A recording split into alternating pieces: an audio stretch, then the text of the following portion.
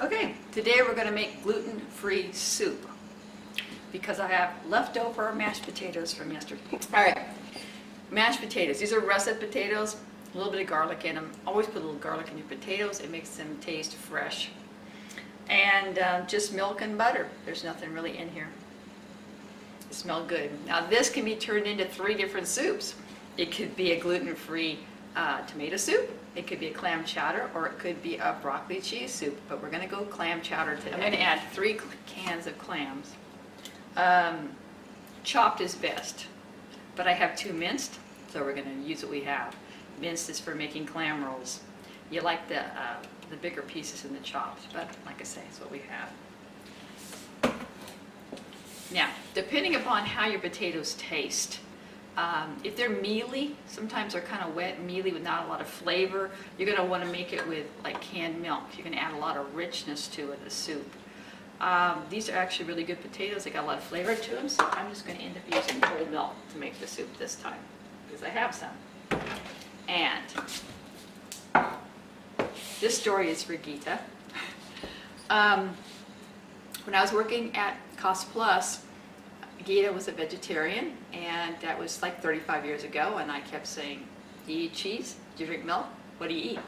And she said, I eat everything, but I don't eat anything with a face. So I was being a smart ass, and I said, so you eat clams, right? Because as far as I know, clams don't have a face. But I was just, being funny.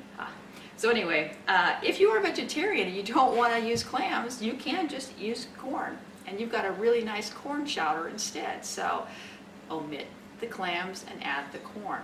Or if you want something really hearty, you can put them both in. So I'm going to start with celery. Put some butter in the frying pan. About a tablespoon. I started putting celery in it just recently. As a kid, I hated celery in anything because cooked celery was gross and it looked like little bugs and things.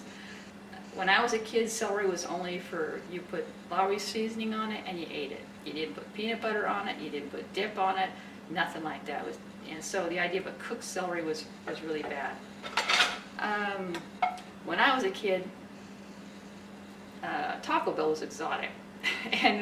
and we didn't eat a lot of Oriental foods and things like that. So now, everybody's pretty cosmopolitan, and people do eat cooked celery, and I've really grown accustomed to the taste. But children still will sometimes reject celery. You can leave it out if you want to.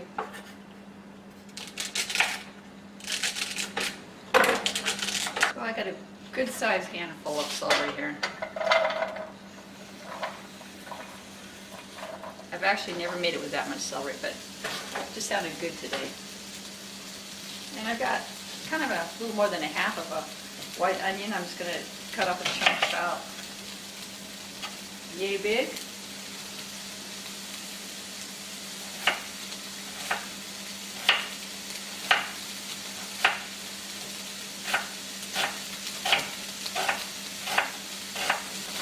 I sauteed that up with a lid on it for about 13 minutes. And sometimes celery is like really, really chewy. That's what this one is. So it's just now starting to get soft. I'm going to dump it into this pan. And leftover potatoes. Okay, that's what I got. Just like that. You dump it in. You scrape it out and you make sure that there's no sand or anything in there.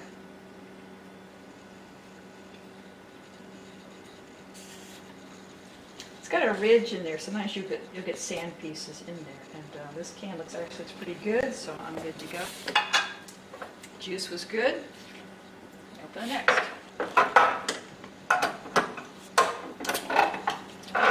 You're going to drain your juice and save it.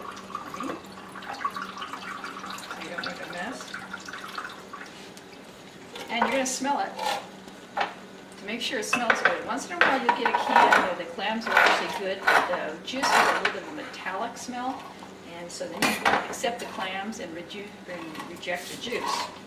This soup is, I kind of like it chunky, so I don't want to dilute it too much. That's why I'm going to go with the canned milk, which is basically double milk.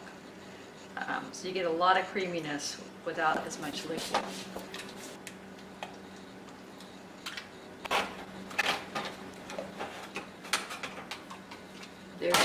not much liquid in it, but I'm still going to drain the liquid out.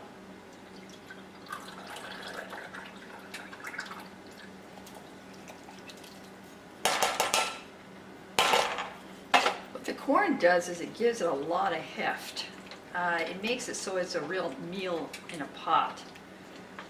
Corn really fills you up. Ask a pig. Okay, now my chowder is actually very, very thick. You can thin it out with more milk if you choose.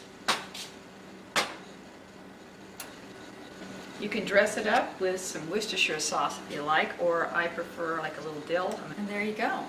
Add salt and pepper to taste.